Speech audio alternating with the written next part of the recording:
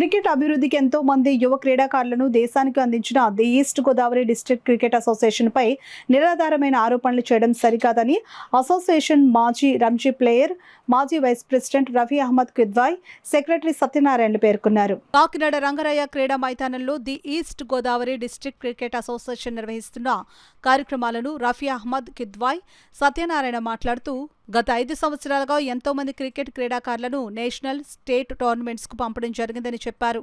ఉమ్మడి తూర్పుగోదావరి జిల్లాలో క్రికెట్ క్రీడాకారులను తయారు చేసేందుకు ప్రాక్టీస్ మ్యాచ్లు, టోర్నమెంట్లను నిర్వహించి ప్రతిభ గల క్రీడాకారులను ఎంపిక చేసి స్టేట్ టీంకు పంపడం జరిగిందని అన్నారు. ఈ సమావేశంలో treasurer Nakka Venkatesh, joint secretary Apparao, క్రీడాకారులు, వారి తల్లిదండ్రులు పాల్గొన్నారు.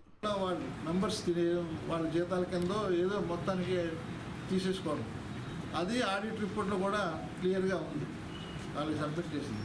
ఈ 2012 నుంచి 2016 వరకు మరి ఈ బాపిరాజు గారు ఎంత మిస్అప్రాప్ట్ చేశారు అన్నది మాకు అందుబాటులో లేదు. ఎందుకంటే ఆడిట్ రిపోర్ట్లో వేయలేదు, అసలు ఆంధ్ర హై క్రికెట్ అసోసియేషన్ ఎంత డబ్బు వచ్చిందో మాకు కనపడటం లేదు. తర్వాత ఆయన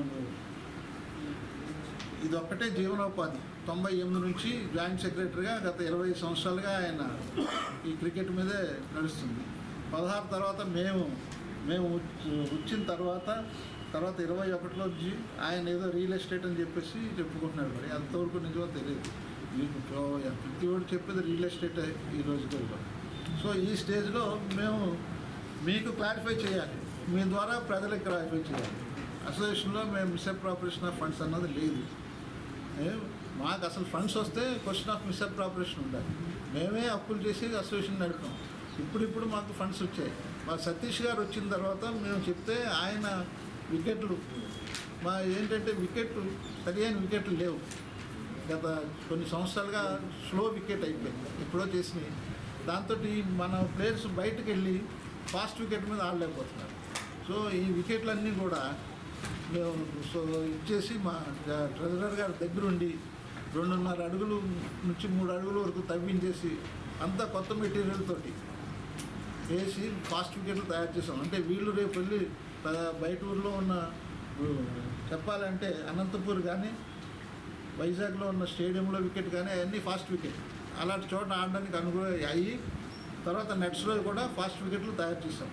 ఇవన్నీ ఈ విధంగా వీటన్నిటికీ మాకు సతీష్ కోఆపరేట్ చేశాడు. నిజం చెప్పాలంటే మాకు ఇలా అయింది, మన ఫండ్స్ మేమే చేసుకున్నామంటే సతీష్ ఫండ్స్ రిలీజ్ చేశాడు. దాంతో మేము బయటపడ్డాం. లేకపోతే ఈ అప్పులకి మళ్ళీ ఏం చేయాలో మాకే అర్థం అయ్యేది కాదు. సో ఈ స్టేజ్లో వాళ్ళు మా మీద బ్లేమ్ చేయడానికి అసలు ఆస్కారమే లేదు. అది మీ ద్వారా పబ్లిక్ తెలియజేయాలనే ఉద్దేశంతో. ముందు సెక్రటరీ ఉన్నారు మా ఈస్ట్ గోదావరిలో, ఆయన వచ్చారు, ఆ వేరియేషన్ చూపించారు. ఎతీబాన్ సొంతంగా డబ్బులు కొనుక్కోలేని రోజుల్లో ఆయన ఎతీబాన్, కోడిగుడ్డు, పాలు ఇచ్చి ఒక సెపరేషన్ చూపించారు. ఆయన ఎప్పుడు ఏ పని చేసినా ఒక ట్రేడ్ మార్క్. అంటే జెన్యున్గా అందరూ ఎదుగుతారు, కానీ కొందరే గుర్తుంటారు. అందులో ఒక వ్యక్తి సతీష్ గారు. సో ఇప్పుడు ఆయన వచ్చారు కాబట్టి జెన్యున్గా ఉన్న ఈ టీం, అంటే ఇప్పుడు ప్రతి ఒక్కరు నేను జెన్యున్ అని చెప్తారు, కానీ జనాల్లో ఉండాలి, మీడియాకి తెలుసు, ఎవడన్నా అడిగితే సమాధానం చెప్పే పొజిషన్లో మనం ఉండాలి. సో దానికి మేము సిద్ధంగా ఉన్నాం. ఈ జెన్యున్ టీంకి సతీష్ గారి సహకారం ఉంటుంది, ఆయనకి మా సహకారం ఎప్పుడూ ఉంటుంది. ఇప్పుడు ఎవరి కోరికైనా ఒకటే, ఇది పాలిటిక్స్ కూడా కాదు, క్రికెట్ అంటే ప్రతి ఒక్కరికి ప్రాణం. ఇక్కడ పేరెంట్స్ చాలా బిజీ, డబ్బులు ఎంత సంపాదించడం అన్నది పక్కన పెడితే రియల్ లైఫ్లో చాలా బిజీ.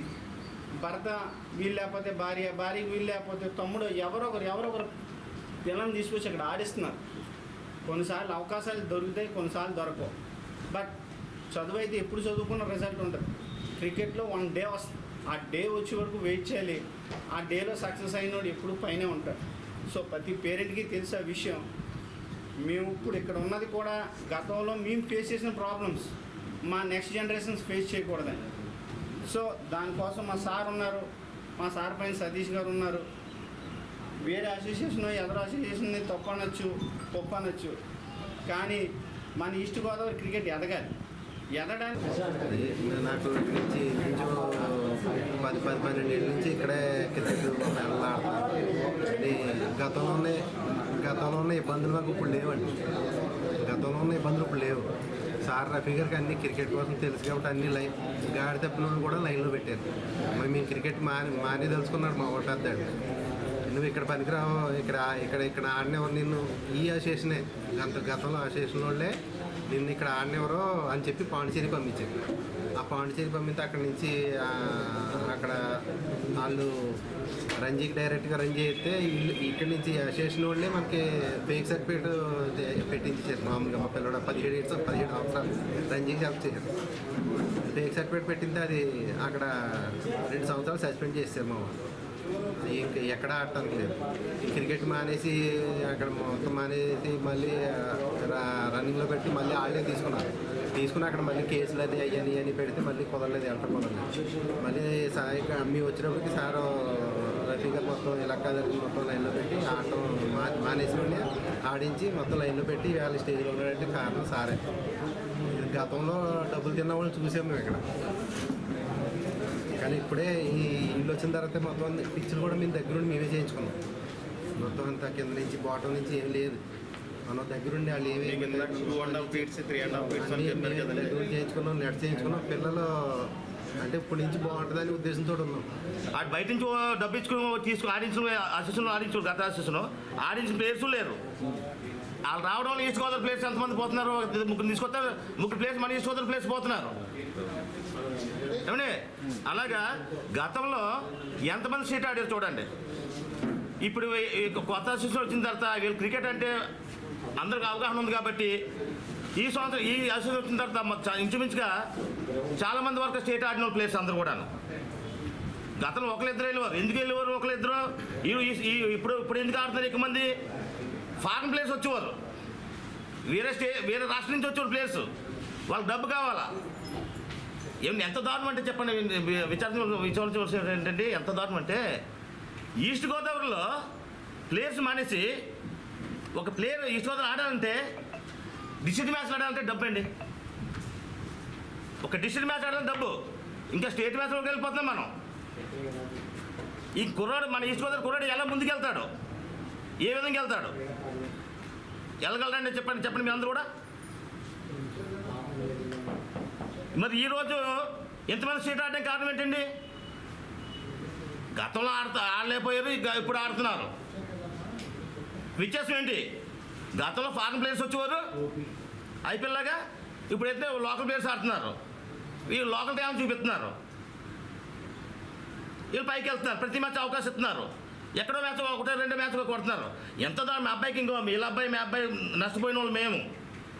మా అబ్బాయికి ఎంత దారుణం ఏంటి తెలుసండి, ఒక మ్యాచ్ స్కోర్ కొట్టలేదు అనుకోండి, రే నువ్వు అందరితో మాట్లాడతలేదు, ఎందుకు చేశారు నేను నెక్స్ట్ మ్యాచ్ కంటే వాళ్ళు చెప్పిన సమాధానం ఏంటి చెప్పండి, నువ్వు అందరితో మాట్లాడతలేదంట, అందుకు పక్కన ముచ్చి పెట్టారంటే